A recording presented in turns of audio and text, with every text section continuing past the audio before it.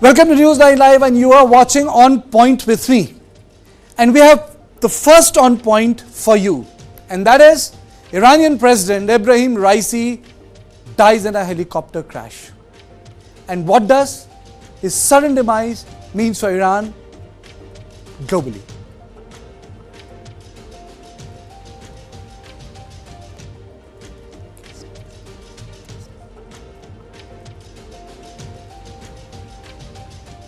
Iran's President Ebrahim Raisi died in a helicopter crash in East Azerbaijan province.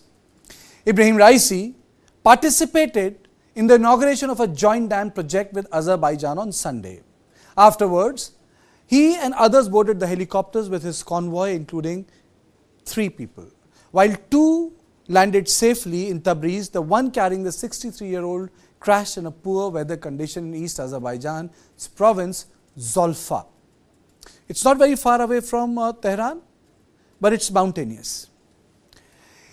Iranian media shared images of the wreckage, and despite 73 rescue teams being dispatched, the weather hampered efforts. Eventually, rescue teams located the crash site, but there were no signs of life among the passengers.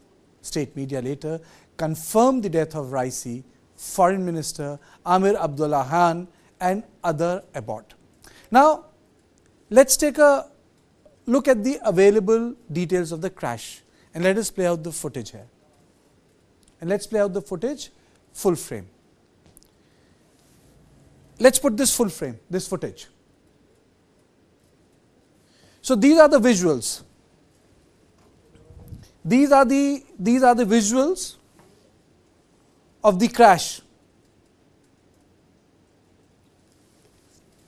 And it tells you how difficult it must have been,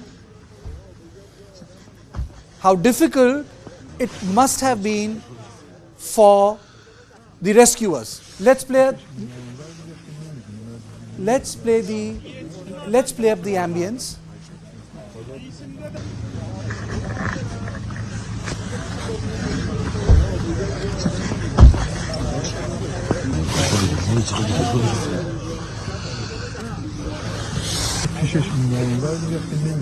We are going to play the package which describes what happened in last 24 hours. Iranian President Ebrahim Raisi and his foreign minister were killed in a helicopter crash on Sunday. The charred wreckage of the aircraft was found early on Monday after an overnight search. Raisi's death was confirmed by Iran's vice president on X and on state television. President Raisi, the foreign minister, and all the passengers in the helicopter were killed in the crash. Rescue teams fought blizzards and difficult terrain through the night to reach the crash site in East Azerbaijan province in the early hours of Monday. Raisi had been at the Azerbaijani border to inaugurate a joint dam project. There has been no official word yet on the cause of the crash. State TV halted regular programming on Sunday to show prayers for Raisi being held across the country. The 63-year-old was elected president in 2021. Since taking office, Raisi had ordered a tightening of morality laws, overseen a bloody crackdown on anti-government protests, and pushed hard in nuclear talks with world powers. Iran's dual political system is split between the clerical establishment and the government, and it is the supreme leader rather than the president who has the final say on all major policies. But for years, many have seen Raisi as a strong contender to succeed his 85-year-old mentor, Supreme Leader Ayatollah Ali Khamenei, who has strongly endorsed Raisi's main policies. I think a lot of people might celebrate or might be happy, but also a lot of people, I think, naturally would be very worried as to, the potential political instability and what it could have. A contest to replace Raisi may already be in the works, according to Arash Azizi, an Iran political analyst at the Center for Middle East and Global Order. We all expected a ferocious struggle for power to begin after Khamenei dies. It might have already begun with this incident. The crash comes as Iran faces pressure over its nuclear program, its military ties to Russia, and its connections to Hamas, which is fighting Israel in Gaza. Countries, including China, expressed concern over Raisi, while the White House said U.S. President Joe Biden had been briefed on the situation. And I'm joined by Dr. Wael Awad, strategic expert, West Asia. Thank you so much, sir, for joining me. My first question to you is, what does the death of the President Ebrahim Raisi means for Iran? Thank you, Kartikeya. I think it is a major, a setback for the government of Iran. It's an unfortunate incident. It's a huge loss for a president who enjoyed a very strong support internationally and also from the local people, despite the fact that he has been accused of so many things. But having said that, he was popular, he was strong on the Iranian issues, and he was also one of the favorites for the Supreme Leader Khamenei to succeed him as the Supreme Leader of Iran. So he was having all the potential to lead the country, but these incidents have turned it upside down to Iran, and we may see little changes in the policy of the government, but not much of a major, change in the foreign policy, at least of Iran. Okay. Now let me just take my viewers to who Ebrahim Raisi was. As a prominent figure in Iran's political and religious circle, Raisi was seen as a potential successor to the Supreme Leader Ayatollah Ali Khamenei. Now let's take a look at his life and legacy. In the wake of the 1979 Islamic Revolution, which reshaped Iran's political landscape under Sharia law, Ebrahim Raisi emerged as a prominent figure. With a background in religious scholarship, Raisi ascended through the governmental hierarchy, notably serving as Tehran's Prosecutor General from 1989 to 1994, a tenure marked by controversial nickname, the Butcher of Tehran. His involvement in Death Commission, overseeing the execution of thousands of political prisoners in 1988, further shaped his reputation. In 2016, he was appointed custodian of the Astan Quds Razavi, a key religious foundation. Despite setbacks, including an unsuccessful presidential bid in 2017, Raisi clinched victory in the 2021 presidential election, solidifying his role as a key figure in Iran's judiciary and political landscape. Raisi's win was widely protested with the accusation of rigging in favor of the conservatives, who won with 62% of the votes. Raisi's ascent in politics and law earned him recognition particularly well within Iran's Shiite Muslim clergy. Raisi's presidency was marked both by domestic and international scrutiny. Domestically, his tenure has coincided with significant protests reflecting widespread discontent among Iranians over various issues such as economic hardship, political repression, and social restriction. And Mahsa Amini case is one of it. His tenure was also marred by criticism for the human rights abuses. And if we have the picture, let us play out that picture also, that this case internationally led to a lot of criticism. Also, as I said, the criticism for the human rights abuses, including crackdown on dissent and a controversial order regarding women's dress code, resulting in a nationwide protest. These protests have often been met with a heavy-handed response from the authorities, including the Basij. The Basij, a volunteer militia with close ties to Iran's Revolutionary Guard Corps, IRGC, plays a significant role in maintaining order and suppressing dissent within Iran. It has been involved in quelling protests and enforcing government's agenda. In 2022, in the protest after Mahsa Amini's death, widely referred to as Woman Life Freedom Uprising, over 500 protesters were killed in violent crackdowns, over 2 lakh were arrested, and many executions took place. Now, Basij's relationship with the Raisi administration was seen as the symbiosis with the militia, often acting as a key instrument in upholding the government's authority. Internationally, Raisi influenced Iran's foreign policy, fostering ties with Russia and China. Notably, Iran concluded the Joint Comprehensive Plan of Action during his term, although his confrontational stand towards Western powers, particularly Israel, led to regional tension. He was the one who launched a significant military action against Israel. More than 300 missiles were fired, which brought both Iran and Israel close to war. See, he altered the traditional diplomacy within West Asia. So it's not as if his tenure was smooth. It had a number of challenges. So, is he going to be succeeded by a conservative? A far more conservative person? Well, I think as per the constitution of Iran, Article 131, the vice president takes over. Mokhber have taken over, who is also a close ally of Khamenei. and he has been, reached to the top posting after long history of serving within the government. He has 2 degrees to his qualification, and he is close, and he is a hard politician. And I think this was smoothly with the agreement of the supreme leader, Ayatollah Khamenei. And now the minister also has been named, the foreign minister. The cabinet have been announced. So there will be a 60 days interim government till they announce the election should be held within the next 50 days. So there is a preparation, but that's what I said. He is a leader. He will take care of the daily issues, but not of major decisions, which will be left to the next government. Dr. Awad, people just look at Iran from the prism of Shiaism. It's an ethnically complex nation facing a lot of sanctions. What are its biggest domestic challenges right now, sir? I think the biggest challenge, Kartikeya, is the problem of the economic sanctions by the United States, which have a huge impact on the population of Iran, and they feel it. I mean, it's a very harsh time for the Iranian.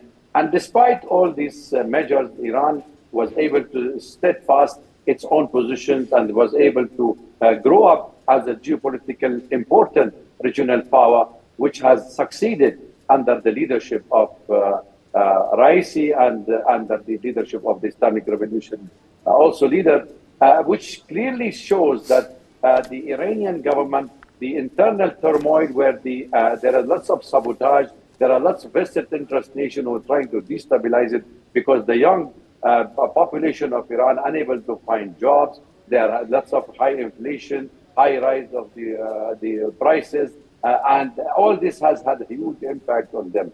And I think that is one of the major challenges for any Iranian government. Had it been Raisi or the Mohammad Mokhber, it is the same, which is Iran facing. And one of the issues also the Iranian are blaming here, the United States, because of the sanction, and they call it the terrorism economic sanction on Iran, which have not been able to be lifted ever since the Iranian Revolution, despite a little relief during the American, when they signed the 2016, they signed the agreement on the nuclear deal, but then Trump came and he revoked it. So again, back into the sanctions. And now with the development in the West Asia and the war on Gaza by Israel and the involvement of the Iranian directly or indirectly now in the war against Israel, especially after the Israelis attacked the consulate in Damascus and then retaliation by Iran and followed by a retaliation by the Israelis, it's a clear indication that the external threat is also equally dangerous,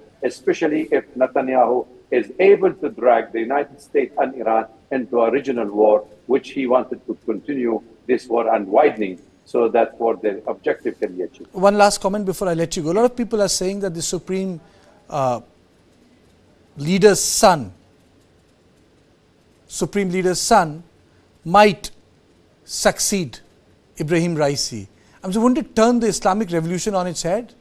I mean, to say they fought against the Pahlavi dynasty, and then you have a hereditary succession taking place in an Islamic system? Well, it has been floating for some time that the son is to be inherited his father, and there are lots of objection within the Iranian society. I don't think he enjoyed popularity as much as his father, but you never know when the leaders are deciding. I think it is too early to presume if the son will come back into the forefront. And that will also drag us into talking, Kartikeya, whether this is a sabotage of getting rid of the president by a vested interested countries, or it has been an accident. So therefore, I think we need to wait and watch the next coming days, what could be the outcome of the investigation on one hand, and what could be the outcome of the internal turmoil if there is any successor to Ayatollah Khamenei. Thank you so much. Thank you so much, Dr. Awad. Iran is just not a simple state, as people see. It's ethnically complex. It's also diverse in terms of various religions. And Iran has got challenges in front of it. There are economic sanctions. There are internal issues related to rights. Then you have tension between the moderates and the conservatives. And fourth, you have this young generation which is connected with the outside world via internet. And in this context, there's a churn which is taking place in the Iranian society. Now let me come back. Iran's supreme leader, Ali Khamenei, appointed Mokhber as the interim head of the executive branch following President Ebrahim Raisi's tragic demise in the helicopter crash. He's playing an important role now. He's playing an important role because he's been pushed there. Mokhber, aligned with Khamenei, assumes the role in midst for the call for swift presidential elections within 50 days. And he is the one who's taking care of the day-to-day affairs of Iran. Traditionally shrouded in secrecy, Mokhber's rise underscores Iran's complex power dynamics. Mokhber first became vice president in 2021 following the election of President Raisi, with a background steeped in both military service and integrated business dealings. Mokhber brings a unique blend of experience to his role in Iranian politics. The 68-year-old journey to the upper echelons of power traces back to the service in the Revolutionary Guard Medical Corps during the Iran-Iraq War of 1988. However, it's his involvement in these significant business transactions, particularly the 2022 deal with Russia involving drones and ballistic missiles, that has drawn attention to his capabilities beyond the military realm. Handpicked by the President Raisi for his extensive experience within influential Iranian organizations like Mostafazan Foundation and Setad, Mokhber's rise underscores his familiarity with the complex financial networks that underpin Iran's power structure. Yet his association with entities like Mostafazan Foundation, named by the United States Treasury for its alleged involvement in various sectors of Iran's economy and human rights abuses, invites scrutiny. Moreover, Mokhber's close ties to Supreme Leader Khamenei, cultivated through his leadership role in Setad, further highlight his influence within the Iranian political landscape. As Iran grapples with economic challenges and external pressures, including the implication of the recent agreement with Russia, Mokhber's leadership, alongside upcoming elections and the broader political environment, will play a decisive role in determining the nation's future direction. Iran has declared 5 days of mourning following Raisi's death, and a cabinet meeting is taking place to decide the course of action. Condolences have poured in from the world over. However, the United States has still not issued an official statement. Israel, on the other hand, has denied any role in the death of Raisi. There are also reports of mixed reaction among the Iranian public, with some celebrating and others mourning his death.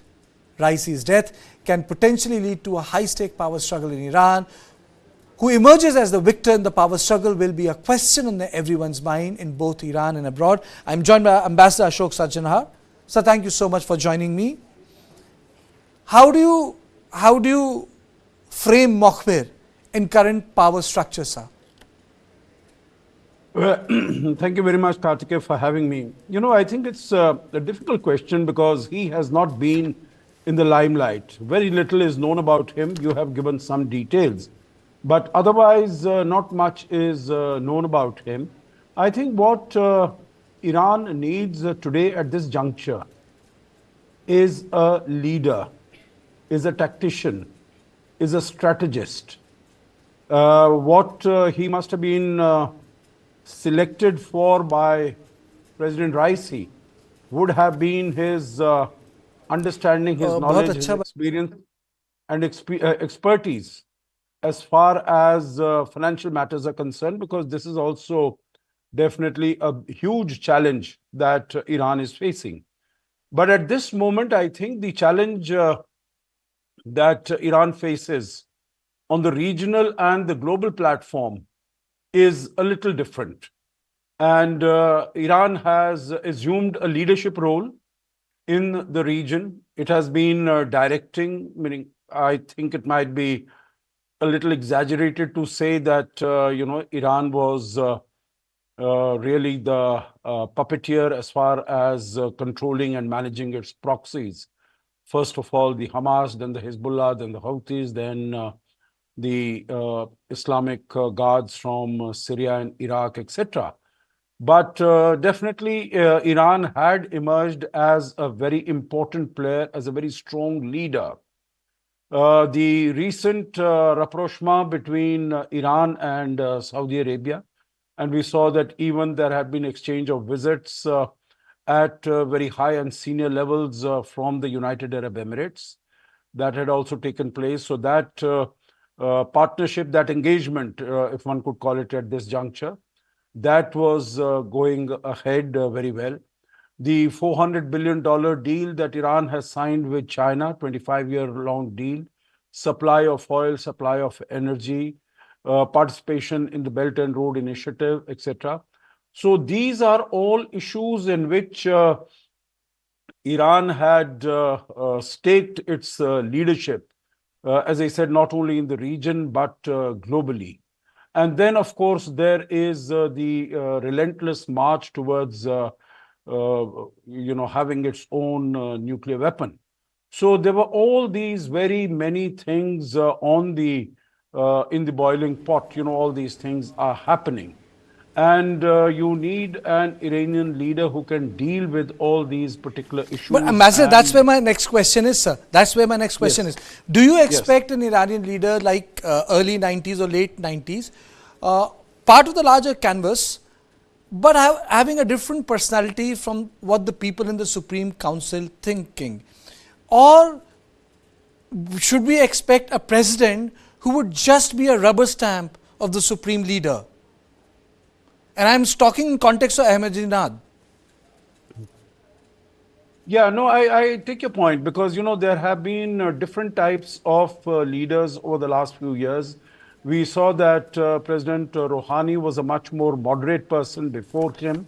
Before him, we saw Ahmadinejad, who was a firebrand and who would not mince his words when he was speaking about Israel. And before that, we had also Ayatollah Rafsanjani.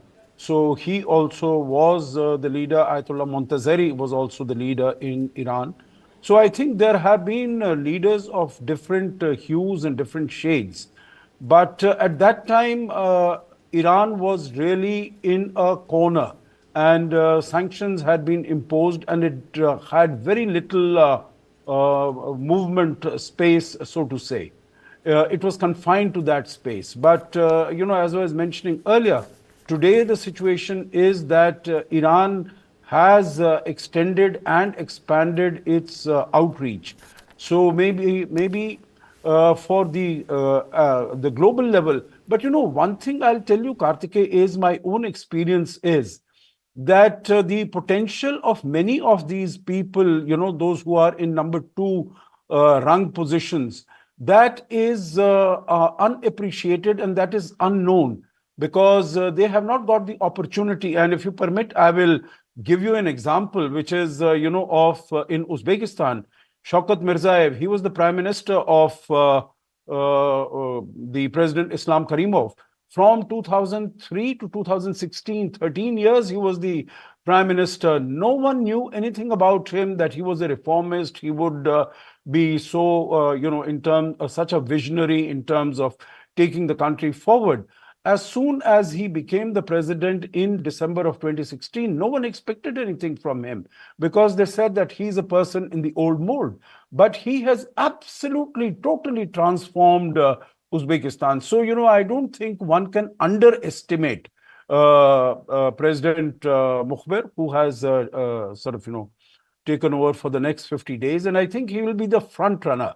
And maybe the last point here I could say is, maybe he's a person being a technocrat and not from the Supreme Leadership Council and from the ulema, that he might be able to provide a healing touch, that he would not be such a, I take your point, sir.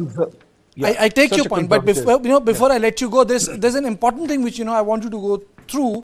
And, this is the body of the story. And the body of the story is Mujtaba Khamenei, the second son of the supreme leader. Khamenei has been rumored to be in the line of succession. Yes, I'm talking about supreme leader's son. Now, the rumor is he's next in the line of succession for the position of the supreme leader, Ebrahim Raisi. Now, he is also one of the top contenders to succeed old and ailing Ali Khamenei as the supreme leader. Now, let's take a look at who Mojtaba Khamenei is and if he stands to benefit the most from this unfortunate accident. He is a cleric and a political leader. One.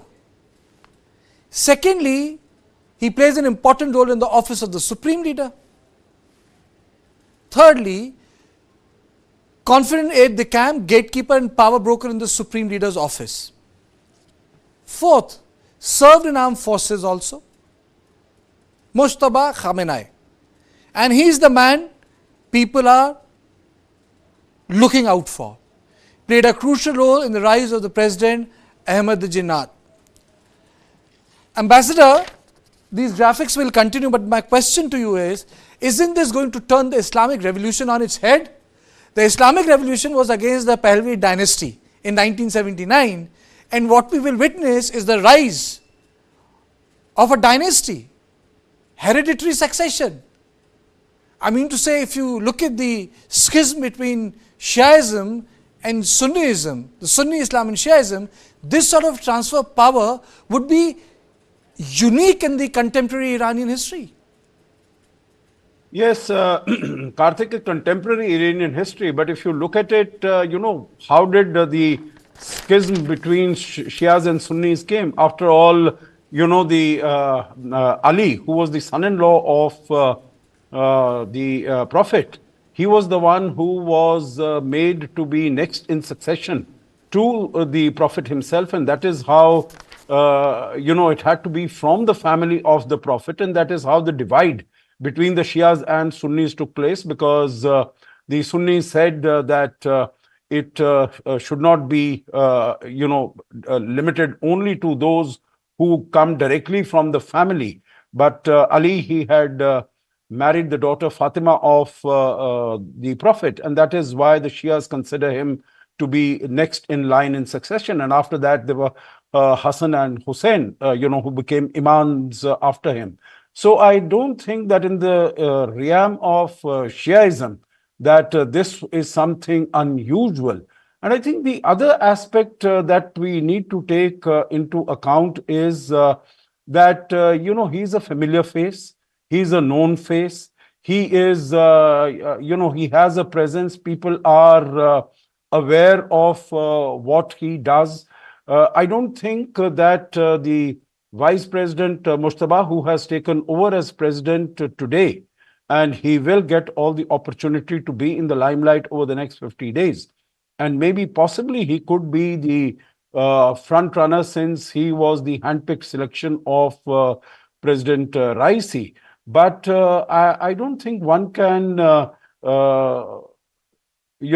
think one has to take the candidature of Mojtaba Khamenei also very seriously, because he is very much in the line, and people will say that he has the necessary exposure, necessary experience, and of course, as far as religious leanings are concerned. But it's an interesting debate when the Mokhber has taken charge, Mujtada is in wing, all eyes are on Iran as to how things will turn and play out. Thank you so much, Ambassador. But to our viewers, let me take you through certain pictures of Iran. When we talk about Iran before 1979, it was a different Iran. It was an Iran where people could go out. The head covering was not mandatory. This was the Iran which was there in 1960s and 50s and 40s. So this is the Iran of yesteryears, and this Iran was subsequently changed after Islamic Revolution. And this is how the Islamic Revolution came. It was against the Pahlavi dynasty. And then the clerics who were stationed in Paris and abroad, they all came back. And a massive revolution broke out. And in this massive revolution, Ayatollah Khomeini, who boarded the plane from Paris and he landed in Tehran, and then there was an intense burst of activity. Intense burst of activity. It was supported by people and philosophers and theologians and book writers like Ali Shariati also, who wrote a very famous book, often taught, Shahada, the martyrdom. And these are the pictures, 1975, the 9, and I'm trying to put a point across that the Iranian politics was different from what it looks today. Because before 1979, this was also this was the reality in Tehran, where women could walk out like this. So this is an important aspect of the change which Iran has witnessed, Afghanistan have witnessed.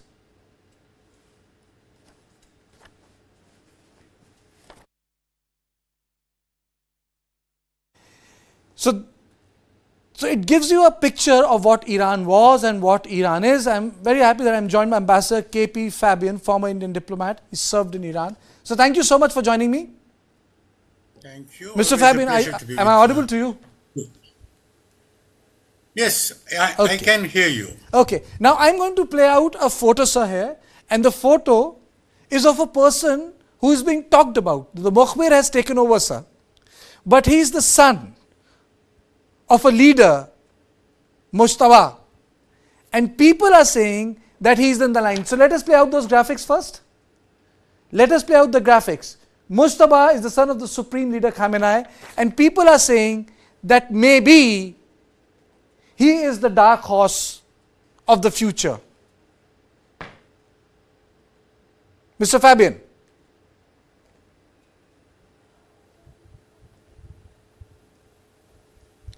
Ambassador Fabian?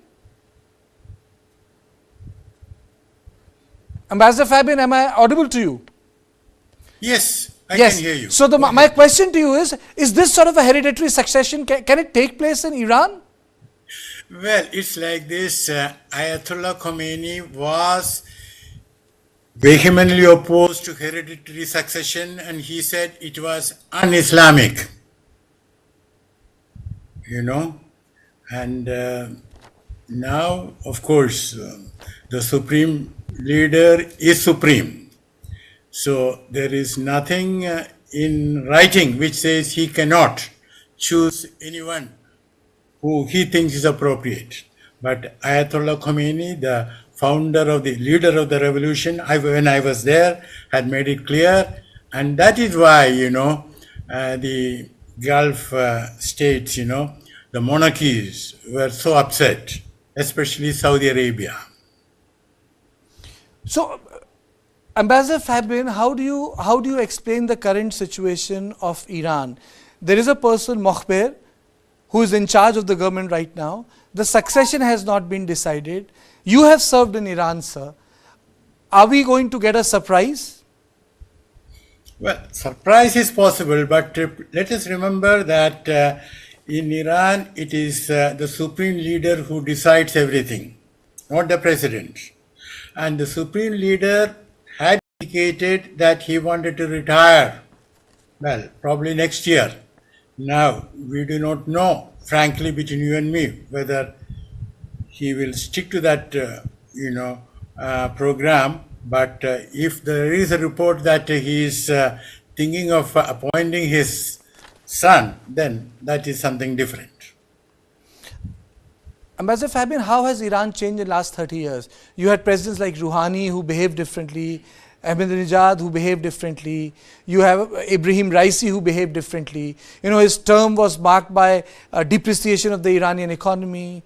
He was the one who authorized the firing of 300 missiles on Israel. He was the one whose election was supposed to be rigged. He was the one, you know, who saw mass protest by women in Iran and unleashed besiege. So how do you define for our viewers, you know, who are interested in knowing about Iran, a close country, the legacy of Ebrahim Raisi? If you can just take us through, sir. Okay, let me take you back to 76, 79, when the revolution was happening. Many young Iranians, many of them educated in the West, had approached me for a copy of the Indian Constitution, because they said that they admired India, a democracy where there was no military coup. And I did hand over so many copies of the Indian Constitution. So, but we all knew that with Ayatollah Khomeini, there was no chance at all for Iran to move in the direction of democracy. Iran is what I may call a theocracy, where the religious leader has sovereign power. Now, as regards Raisi, he himself, as you know, had a clerical background. His father was a cleric, and he studied in Qom, Khomeini's headquarters, and later he took a PhD in Islamic jurisprudence. And as prosecutor general, he was responsible for sentencing to death tens of thousands of Iranians without a proper trial. And you mentioned about hijab and all that. There again, he sort of suppressed the women's revolt, and you know how many of them died, including Amini Amsa. So he was very strict, cruel, and draconian. But in regard to the challenge posed by President Trump, I think he acted rightly. That is, for a long time, Iran did not start enriching the uranium beyond the stipulated level. Iran expected the Europeans to deliver, meaning to continue doing business with Iran. But the Europeans failed, and then Iran started enriching uranium, which was, I suppose, the right thing to do. Now, what I'm worried about is that after Israel's attack, of course, it was a retaliation, but Israel had started it, as you know, by bombing the embassy compound in Damascus. And there have been indications that Iran might reconsider its nuclear policy. Now, my guess is that Iran has already taken a decision to go nuclear, and Iran's psychology is such that they will not announce it openly. So there we have, mainly this is Biden's folly, because Biden as candidate had promised to resume the Iran nuclear deal, but he did not. So this is one of, and Iran has now moved closer to China and Russia, economically, diplomatically, and geopolitically. Primarily because American sanctions continued under Joe Biden. Joe Biden. Okay. You stay with me, Ambassador Fabian. There are other two parts. Raisi and his companion, including Iran's foreign minister, were riding the US-manufactured Bell 212 helicopter. It is a multi-utility helicopter used both by private and government all over the world as per IRNA. The Bell 212 that crashed was bought in early 2000. It is also reported that because of the Western sanctions, Iran's aircraft and helicopters face a huge shortage of parts. Huge shortage of parts. So Raisi and other companions were riding. A lot of people were asking that why did it take so much of time? The encoder was not in active mode. If encoder is in the active mode, then you get to know the GPS location of the helicopter. But because of the security reasons, the encoder was kept silent because two dignitaries were traveling together. Ambassador Fabian, isn't it very strange? Generally, the protocol is, even in India, two SPG protectees will not travel. Here you had two such powerful dignitaries traveling in Iran. Does it raise an eyebrow? You have served there, you have been there. It's a protocol thing. Yes, you're quite right. And not only that, well, before that, let me tell you that in 2018, Iran had taken the matter to the International Court of Justice, and the ICJ had ordered US to lift sanctions on humanitarian goods, specifying, that is including food, medicine, and equipment and spare parts required for civil aviation safety. Of course, Washington refused, but you are quite right, for two dignitaries to travel together, and that too, since they had, been in communication with the ATC, well, perhaps the ATC could have advised them, ahead is bad weather and divert the flight. But, well, it didn't happen. Absolutely, sir. Absolutely. In Iran, the president and the supreme leader hold distinct roles and powers. So when we talk about Iran, people think that the president holds a supreme power. No, it's not the president who is the supreme. It's the supreme leader who is the supreme. President is the head of the executive branch of the government, is elected by popular vote for a 4-year term. He is responsible for implementing domestic and foreign policies, overseeing the government's administration and representing Iran internationally. The president's authority is subject to checks and balances from other branches of government, including the supreme leader and the judiciary. The president has limited authority compared to the supreme leader and operates within the framework of Iran's constitution and Islamic law. The supreme leader is the highest ranking political and religious authority in Iran. He is appointed for life by the Assembly of Experts, a body of Islamic scholars elected by public. It holds ultimate authority over all branches of government, including the executive, legislative and judicial branches.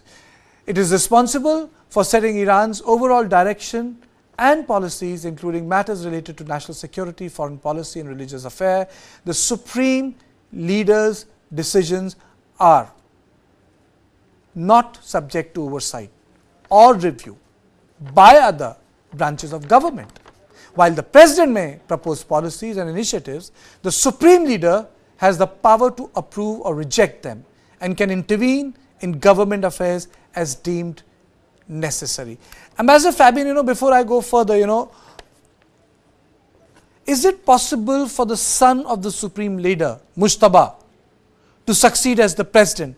If you read all the foreign newspapers, his name is trending. The son of the supreme leader of Iran. Is it possible, sir? Well, just to make one point, the Shah's dictatorship or autocracy has been replaced by the autocracy of another person. That is a net result of the 1979 revolution. Now, I believe it is if the supreme leader gives that decree, then it will be implemented. Of course, many in Iran will feel, disgust about it, but it will be implemented. And any revolt, they will try to put it down with violence. But then, of course, if in 1979 the Iranian people could get rid of the Shah, why not another revolution to get rid of, the present establishment? But wouldn't that be tough, sir, because the Islamic clergy is so deeply entrenched? The IRGC is a state within state. Basij is a separate paramilitary unit. You know what? The president control is a very lean and thin army, navy and other issues. But the real lever of tools and the violence which state implements to control society lies with the IRGC, which is under the direct control of the supreme leader, sir. Yes, that's correct. But not only that. In the last election, when was it? In March, I think. It is the conservatives who sort of got elected. Of course, the voting percentage was 41, very low. So what I'm trying to say is that, that draconian law regarding hijab and all that, it has got a limited but substantial support from Iranian people. So okay. I do not think that we can expect a widespread revolt, and any limited revolt will be suppressed violently. Okay, sir. So before I go back, I ask a question on the legacy of Ebrahim Raisi. We have a package, and I want you to see the package. It sums up what has happened in Iran in the last 24 hours, and then we will go back to Ambassador Fabian on the Ebrahim Raisi's contribution. Iranian President Ebrahim Raisi and his foreign minister were killed in a helicopter crash on Sunday. The charred wreckage of the aircraft was found early on Monday after an overnight search.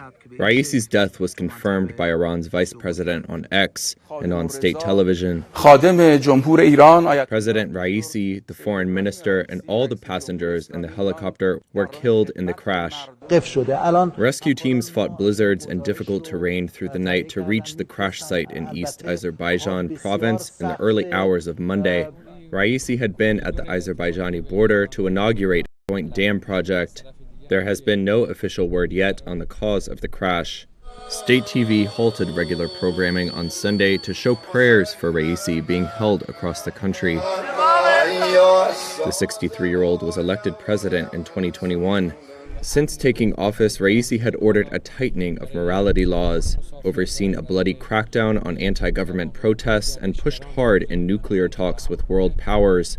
Iran's dual political system is split between the clerical establishment and the government, and it is the supreme leader rather than the president who has the final say on all major policies. But for years, many have seen Raisi as a strong contender to succeed his 85-year-old mentor, Supreme Leader Ayatollah Ali Khamenei, who has strongly endorsed Raisi's main policies. I mean, I think a lot of people might celebrate or might be happy, but also a lot of people, I think, naturally would be very worried as to, the potential political stability and what it could have. A contest to replace Raisi may already be in the works, according to Arash Azizi, an Iran political analyst at the Center for Middle East and Global Order.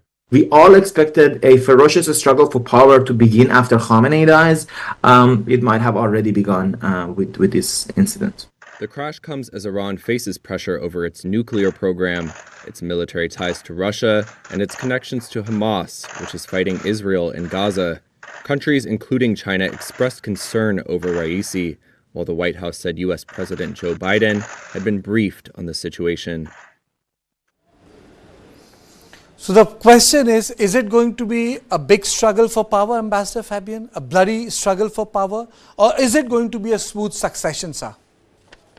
Well, let me put it this way. The supreme leader will decide, and even if there are reservations about it, I do not at this moment expect very public, large-scale protests. And just one comment, you said, your reporter said that President Biden has been informed, has been briefed. It's interesting to note that there has been no message till now from President Biden or from the West, whereas many other countries, including India, have expressed their condolences. Now, it is good Ambassador Fab, that's a very important point you're making, sir. Why has that happened? Well, the point is, it is good manners, it is good protocol to express condolence, even if the person who died was your adversary. Now, I don't think President Biden is following such good protocol manners, and the rest of the West, UK and EU, waiting for Washington to respond first, and then they will meekly follow. Will it have repercussion if you discard niceties, courtesies? Well, it's like this in Iran when I was there, and even now, there's a conflict between United States and Satan. So that animosity, that hatred for the United States will be. So are you saying that the Satan doesn't say rest? So are you saying Satan doesn't say rest in peace? Yeah, it will be deep. It will be fortified. Okay.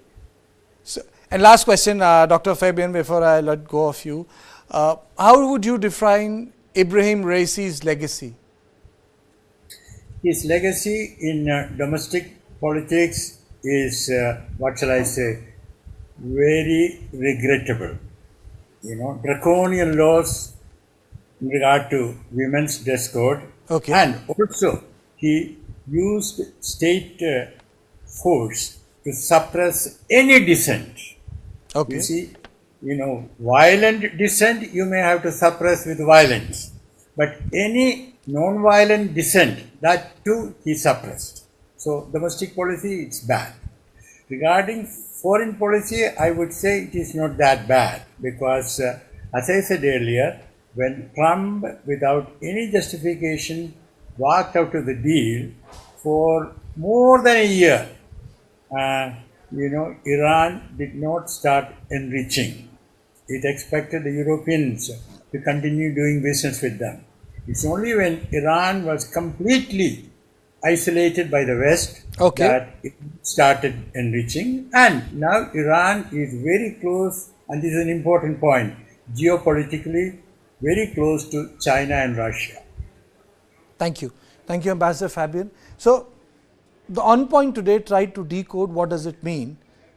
for Ebrahim Raisi's succession war? What does it mean for the world at large? What does it mean for West Asia? And most important of all, what does it mean for the Iranians who will have to deal with a new person, new president? And the question is whether he's going to be more conservative or the world is going to witness the first hereditary transfer of power. So this was on point number 1, but as promised, I still have 8 on points. So I leave you with those 8 on points. Good night.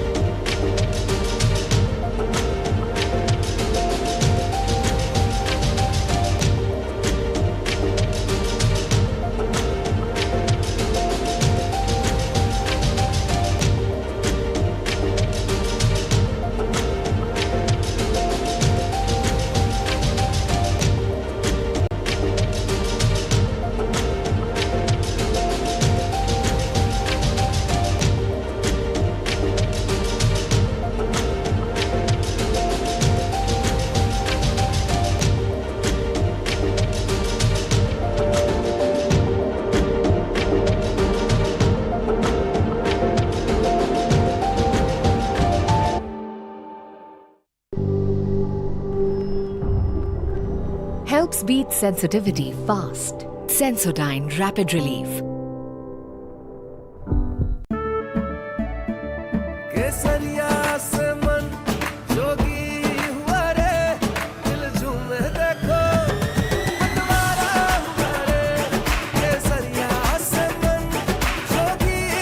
हर पल मनाओ केसरी त्योहार विमल बोलो जुबान Kesari.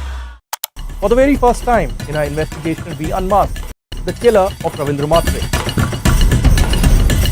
In 5G, we have to stand with the world, and in 6G, we have to lead the world. Winning a Grammy was an absolutely surreal experience.